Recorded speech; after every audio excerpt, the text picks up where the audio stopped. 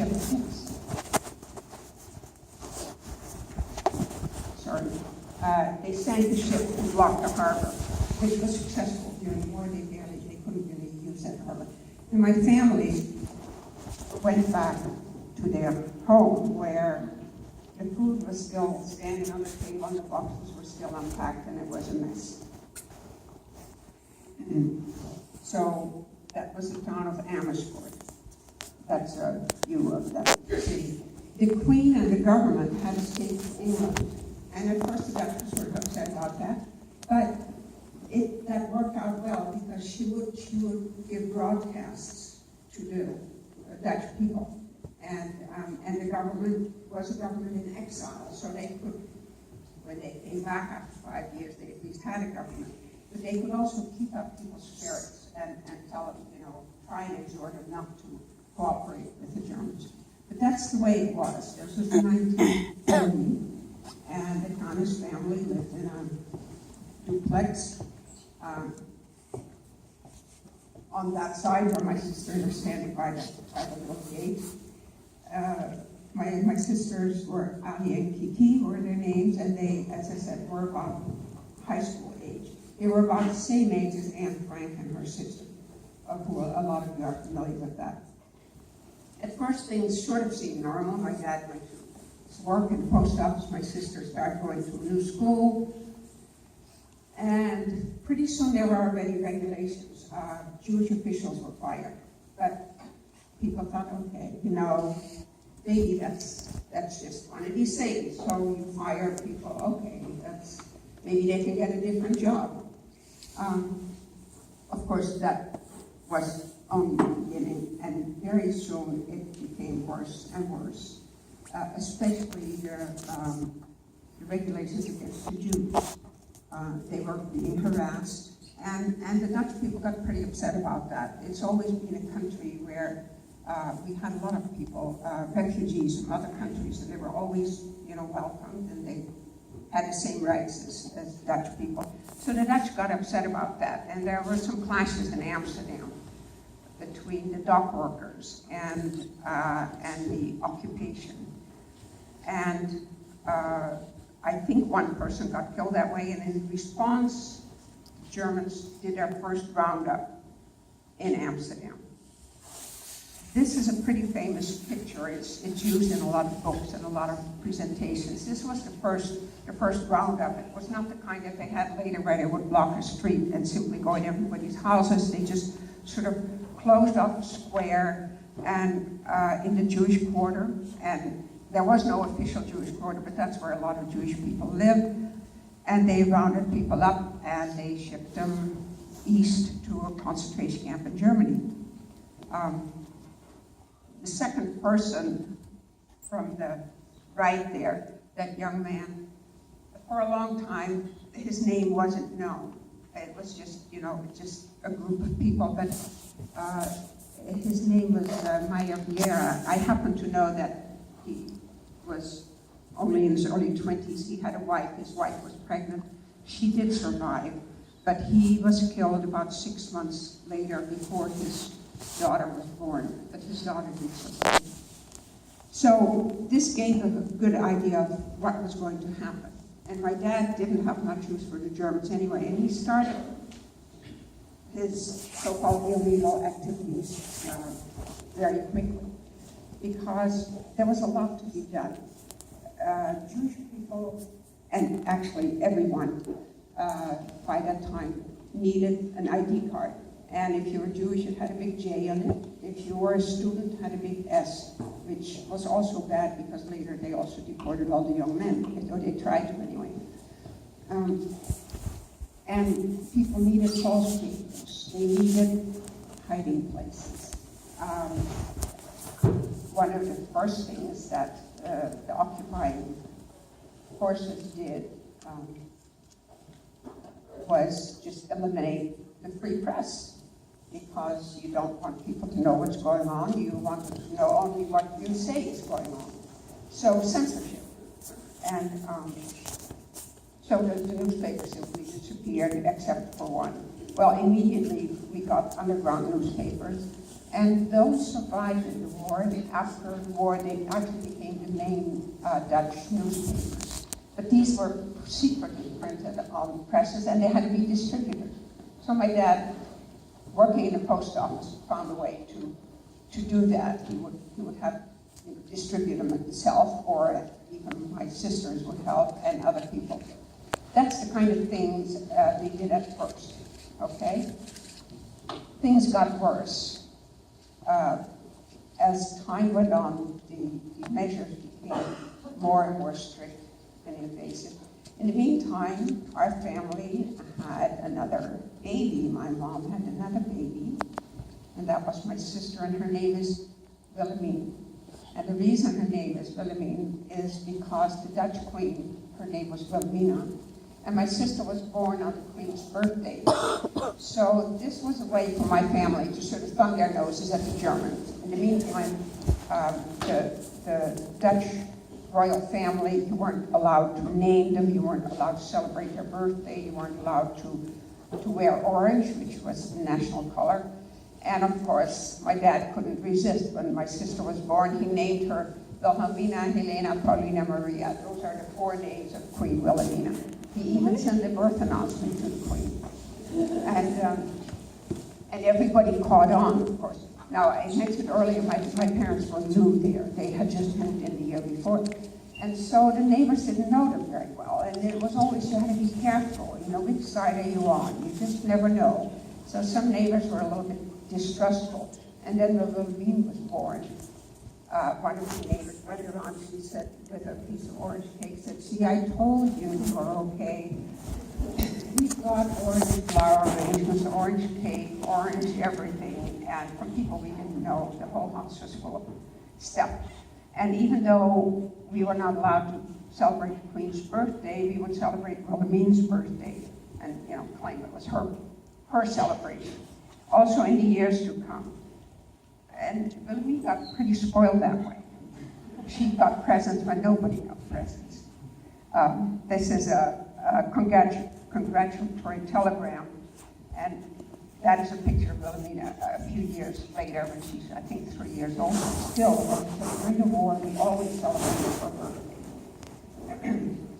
And that was just their kind of thing to show where you stand. At the time of her birth, and that was in summer of 41, Jewish children were no longer allowed to go to school. That was the latest rule. Now, maybe some kids think, I don't have to go to school, but think about it. All children have to go to school. They have to learn. Every civilized country, this is not something that you can volunteer. You go to school at the state or the church or whatever they provide school. Well, Jewish children were no longer allowed to go to school. In Amsterdam, there were enough Jewish citizens that they had a Jewish lyceum. And in my town, I think that the Jewish community started a kind of grade school class and got one of the Jewish teachers to teach, but they were on their own. They were on their own. My sister Ali was just going to high school, and she would take homework to her Jewish friend. That was her first, you might say, illegal resistance activity. But you had to be careful, again, because the teacher had to be okay with that you did that, and that Jewish pupils would submit homework and, get information back. This is a picture of a grade school. This is in Amsterdam. And you see all the little kids have this big yellow star. That was another thing the Germans said, you had to wear a yellow star if you were Jewish, and it said Jew on there. The boy who's sort of in the middle, not the one with his hand in the face, but the one next to it, his name is Peter Metzelaar. He did survive. He and his mother survived. The rest of his family did not. After the war, they came to the States in the early 50s, and he lives in Seattle, and he still works for the center too. That's the same thing. He talks about the war years. Peter Metzelaar. So he is one that survived. And so my sister came home. What's this bit of being Jewish, what does that mean? Well, I mean, we never paid any attention to it. My dad, mother would say, well, basically you have, in Holland, you have Protestants, Catholics, and they very often went to different schools and all that, and Jewish people. And the main thing that you need to know is that the Germans are really, really against the Jews, and that we need help, that this is wrong. So this is a picture of a Protestant church in Amersfoort, and a picture at the back of the local synagogue. So things were escalating, but my family wasn't involved in as the distribution of political papers and the like, but not much else yet. But things were escalating, and more and more people were rounded up. A lot of people thought, okay, the Germans said, well, we're going to resettle you in the East. And a lot of people chose to believe that. My dad, as I said, worked in the post office, and he saw some announcements, cards, that were addressed to various people that he happened to know in a small town that were Jewish, and they stated that your son Samuel died on April 17th of pneumonia. And the other card, your daughter Sarah died of pneumonia on the same day. All these cards were for people who died on the same day, all of pneumonia. So then my dad knew they're killing. He didn't know how, and he didn't know the scale. The scale was not that big yet, but he knew, he was sure. But you can't go and tell everyone this, because you put yourself in danger. But at that moment, he was really sure. But he traveled to Amsterdam to see for himself, and he did see scenes like this: people being rounded up with their possessions, being put onto trains, and from that time on, he decided he was going to try and can't stop it, but help. So he started talking to Jewish people he knew. He told them, when you get one of those things in the mail telling you to register, don't go. A lot of people went anyway. But if you don't go, what do? They know where you live. They have your address. So you have to hide it. So this was the start of hiding people. What he did, he went back to the village where he was from, and in the rural areas, it was a little bit, there weren't many Jewish people in the rural areas, and these villages they were very religious, very strict Calvinistic religion, but they also were willing to take risks for their belief. And so he talked to these farmers. He also came from a big family of 10 brothers and sisters, and he talked to them, and he found places for people to hide. For instance, this is a picture of a woman during the war. She was a widow. She had 7 children, and yet lived in a very small house, and yet she took in a couple from Amersfoort, and she took in other people constantly. Their house was so full, they had to eat in shifts. They would have half of the people eat and clear the table, and then the other half. After the invasion, after the landing in Normandy, the Dutch government had sent out messages to try and disrupt the German transport system. So the Dutch railroad workers went on strike. That meant that no trains were going and no food was brought into the cities. We call that the hunger winter. In the meantime, my sister Ali, who was about 17 then, was still doing courier services, and she was arrested. This is the lady in the middle is Inga Schnell. She is the one who did not survive. My sister Ali was arrested, and she was put in prison in Utrecht. First, my mom didn't hear anything, and then later she could smuggle out some letters. She wrote it on toilet paper. You weren't allowed to write letters. But there was one good guard, and she would write letters. the women in prison had to repair clothing for the German army. And so Ali asked my mom, when you write, type it on a piece of white cotton, that way I can use it, because she got needle and thread. And she would make little things. She was quite artistic. She made this little doll that last year I donated it to the Holocaust Center, but I remember it. She made it from little scraps, like the paper or the cloth that my mother wrote on. She made a sketch of herself. But so by that time in January, my mom did know that she was in prison. In the meantime, things, as I said, were very bad. There was no food. My mother had to ride a bicycle very, very far to find extra food. She would always say, well, we didn't starve, meaning we didn't die of hunger, but there was very little food. We spent most of our time in the cellar because there were constant bombing raids. The Allies were flying over and bombs got dropped accidentally. My bed was a blanket chest in the cellar, and I took my naps there because if there was an air raid, everybody came rushing down, or sometimes they would forget me upstairs. One time after an air raid, my mom came back upstairs and the whole bathroom was covered with plaster dust. She looked around, couldn't figure out what happened. She saw a little hole in the wall where the roof comes down, and there was a grenade lying there but had not exploded. What to do? She certainly didn't want Germans coming through the house, so she put it on a dustbin and she walked down the street and put it on the front steps of a house where Germans were staying, and she rang the bell. They started screaming at her because this was unexploded ordnance. Well, she figured if it didn't explode coming through the roof, it probably wouldn't explode now. So she simply turned around.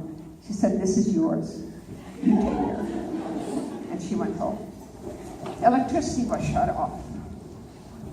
My mom got pretty clever by that time, and she looked at the seal of the electric meter. There was still electricity. It was just shut off at the meter, and she wiggled the seal and wiggled it until it was open, and opened the thing and turned it back on. But by this time, my sister started to talk, so Wilhelmine would tell the neighbors, you know, that mom had electricity. So this woman came to the door and said, "Do you have current?" And my mom said, "No, Wilhelmine thinks these little candles that we have, that's electric." She had to say something. As I said, we were not in as bad shape as others. In the big cities, thousands of people died of starvation. And they eat tulip bulbs. This is not a story. They really did eat tulip bulbs because there were a lot of tulip bulbs, but there was no food. I asked a friend of mine what they taste like, because I never had. She said, well, they're rather mealy, but you know, if you're hungry, you'll eat anything. The situation was so bad that the Germans, in an unexpected gesture of humanitarian gesture, allowed the Allies to drop food on the Netherlands.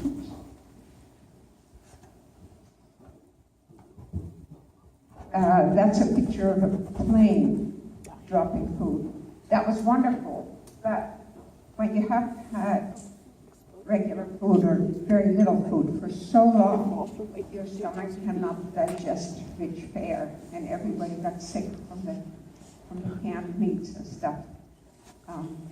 That happened more often also after people were taken out of camps, that they simply could not digest the food anymore. But spring was coming, and my sister was released from prison in April. She walked home. It was about 16 miles. She walked home. We still hadn't heard from my dad, because after he was in Dachau, they then transferred him to a camp called Natzweiler, which is in the Alsace in France. And that camp was a so-called night of fog camp, and no information was given about the prisoner. So my mom didn't know if he was alive or not. She had no idea. But Holland was liberated. Holland was liberated on May 5th. And the Allies were coming through. Most of them were Canadian. Canadian troops came into the city. My father was in Dachau, and Dachau had been liberated a little bit earlier, but as I said, my mom didn't know that. My dad was so sick, he had typhus, that he was practically dead. It still took another month before he was well enough to come home.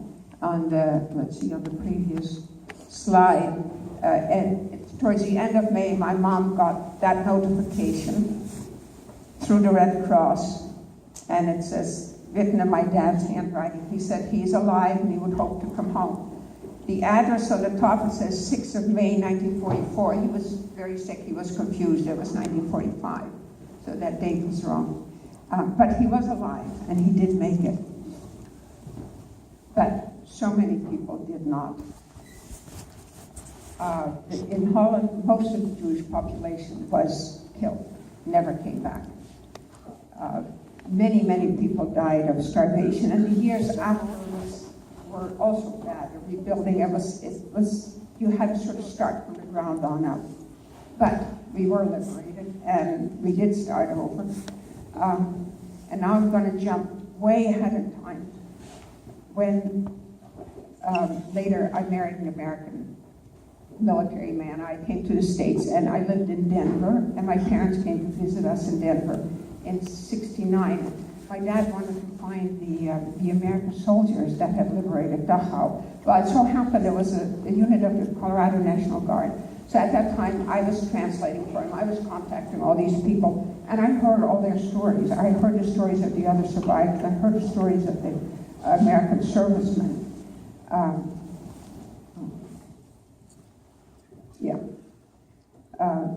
While we were there, the picture over there is in a synagogue in Denver. We found some of the soldiers, and 2 of them came over the next year to celebrate the liberation of Dachau. That was very meaningful to my father.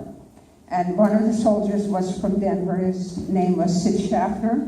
And on that picture, it's not real clear, but you see this elderly lady on that side, Sid, and then my father. Well, the elderly lady was the widow of the man who he married. They ran into her in town, and they had coffee together. I wasn't there. At that time, I didn't travel across yet. It was too expensive. I did come over the next year, and that is when my mother and father got an award from Israel. It's called The Righteous Amongst the Nations, Yad Vashem. They recognize people who have gone through, have risked their lives to save other people. And that brings it to an end. That is why it sort of became my story, because there are very few people who survive and who can tell the story. As I said, for me, I got a lot more of the background during that time in Denver. And for the rest, the people, I'm thinking of some of the questions you asked her. Almost all the people that my dad hit survived, except the Schnells. However, a lot of my family that did not. And so in Holland, the 5th of May is Liberation Day. On the 4th of May, we always remember all the many who did not return.